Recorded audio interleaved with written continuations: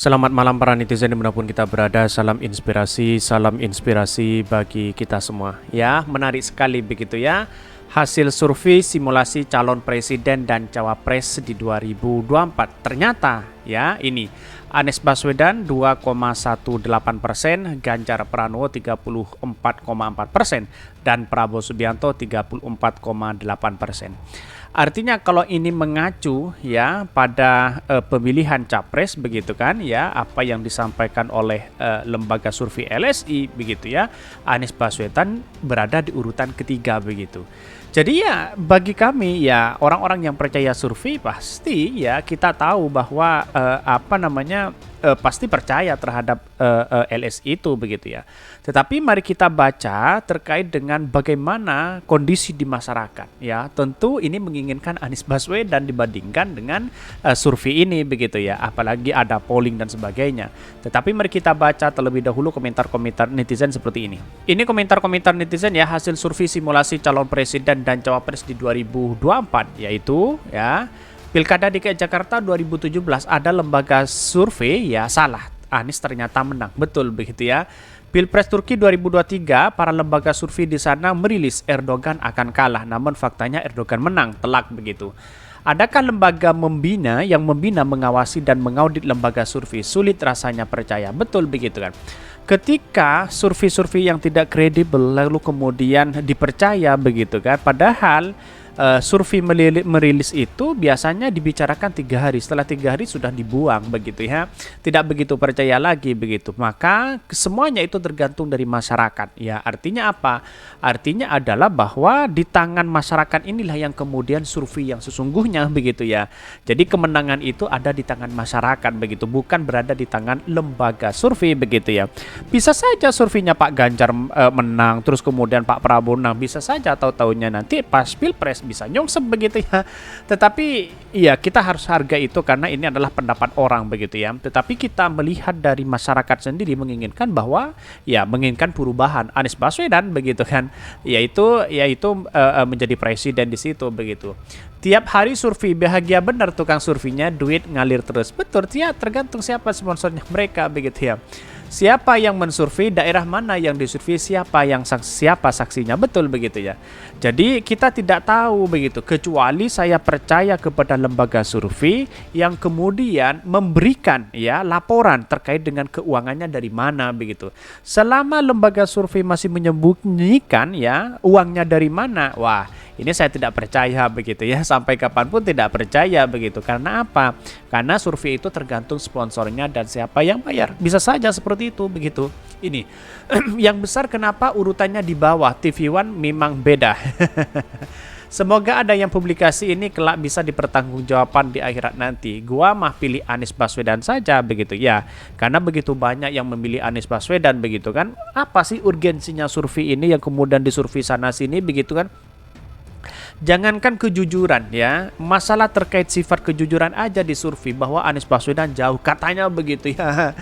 Jadi aneh begitu. Nanti ada keluar bahwa yang pakai jas hitam yang layak dan baik ya kira-kira Pak Ganjar, Prabowo atau Pak Anies. Bisa saja seperti itu begitu ya. Jadi banyak survei-survei yang kemudian tidak punya cara, yang kemudian bagaimana narasi itu dibangun oleh masyarakat, tapi masyarakatnya tertawa begitu. Kenapa? Karena orang-orang tidak begitu percaya terhadap lembaga survei yang tidak kredibel hari ini begitu.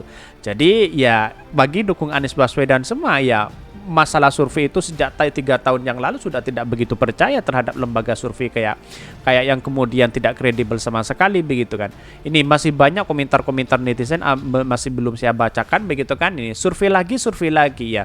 Sampai sekarang netizen ya, para publik dan sebagainya begitu sudah bosan dengan survei-survei seperti ini begitu. Paling tidak dibaca, walah paling Pak Ganjar menang di survei, tapi ya masyarakat menginginkan Anies Baswedan. Kira-kira seperti itu begitu. Tetapi mari kita baca terlebih dahulu beritanya seperti ini. Ini beritanya hasil survei simulasi calon presiden dan cawapres di 2024 ya, Jakarta tvOneNews.com ya. Lembaga Survei Indikator Politik Indonesia merilis hasil survei setelah Ganjar Pranowo dideklarasikan sebagai calon presiden capres dari PDIP. Diketahui berdasarkan simulasi 3 nama calon presiden, ya Anies Baswedan mendapatkan 21,8% dan Prabowo ya Pak Ganjar 34 dan Prabowo 34,8%. Anehnya di sini begini. Kenapa selama ini Pak Ganjar begitu kan di urutan pertama, para pendukung-pendukungnya, para buzzer dan cebong begitu kan ya. Lalu kemudian happy banget karena Pak Ganjar di posisi pertama pada waktu itu begitu. Bahkan keluar-keluar inilah elektabilitasnya, inilah kesuksesan Pak Ganjar. Tahu-tahunya masyarakat sudah tahu seperti apa prestasi Pak Ganjar begitu kan.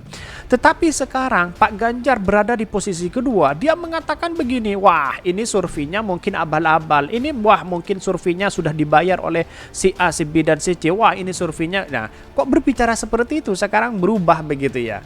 Jadi artinya apa? Artinya ya para pendukung Pak Ganjar selama ini kalau kita ditarik kesimpulannya berarti tidak percaya juga kepada survei seperti ini begitu kan. Jadi kan aneh begitu.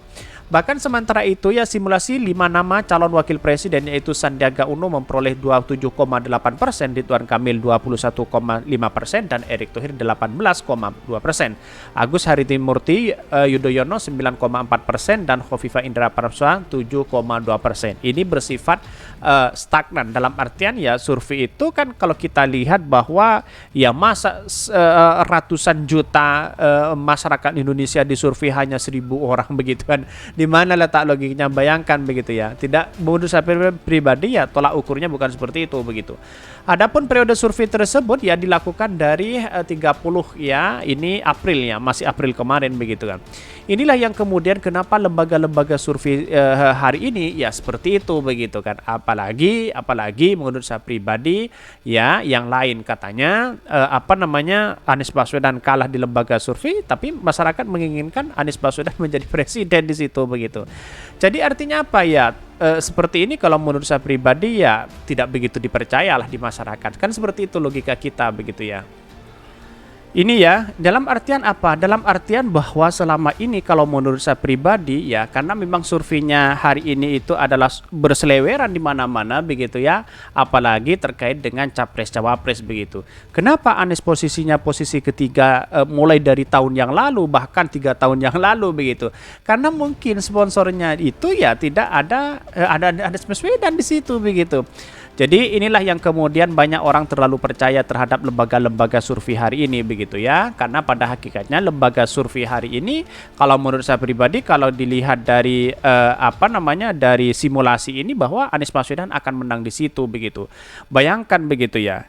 Jadi artinya apa? Artinya adalah menunjukkan ketika survei ini diberikan ya, dikeluarkan, dirilis begitu kan. Pasti orang akan berbicara, wah ini sekarang Pak Prabowo di urutan pertama. Bagaimana kalau detik-detik akhir Anies Baswedan lalu kemudian di urutan pertama, orang akan banyak kecewa juga di situ begitu kan ya. Nah, inilah yang kemudian ya masyarakat dan bahkan pendukung-pendukung Anies Baswedan hari ini tidak begitu percaya karena dia punya survei sendiri, punya polling sendiri begitu kan yang kemudian berhadapan langsung dengan masyarakat. Itulah yang dipercaya oleh pendukung-pendukung Anies Baswedan begitu ya. Jadi masyarakat menginginkan perubahan untuk bangsa kita begitu. Bayangkan begitu. Ketika melihat dari 3 nama saja, Prabowo, ya Pak Ganjar, Anies Baswedan ya, yang punya prestasi tiganya ini siapa? Yang punya prestasi luar biasa. Kalau bukan Anies Baswedan begitu kan? Ya. Jadi artinya ya memang berpengalaman dalam dunia pemerintahan Pak Ganjar 2 periode misalnya, tapi belum menunjukkan eksistensi keberhasilan Pak Ganjar selama ini begitu. Jadi artinya apa? Artinya Anies Baswedan lah yang kemudian yang diinginkan untuk merubah bangsa kita ini begituan. Perubahan inilah yang kemudian ditunggu-tunggu oleh masyarakat begitu ya. Masa ya ada seorang presiden misalnya tidak begitu peduli terhadap rakyatnya ya, yang kemudian hanya pencitraan sana sini misalnya begitu kan ya. Jadi inilah yang kemudian diinginkan oleh masyarakat bahwa Anies Baswedan untuk ya terpilih menjadi calon presiden begitu. Siapa lagi kalau bukan Anies Baswedan? Kira-kira seperti itu begitu. Mungkin itu yang kami sampaikan. Tonton terus channel Hodari Podcast Rakyat ini karena ada berita-berita menarik dan viral setiap harinya. Salam para netizen, salam inspirasi bagi kita semua. Jangan lupa di subscribe channel YouTube Hodari Podcast Rakyat ini.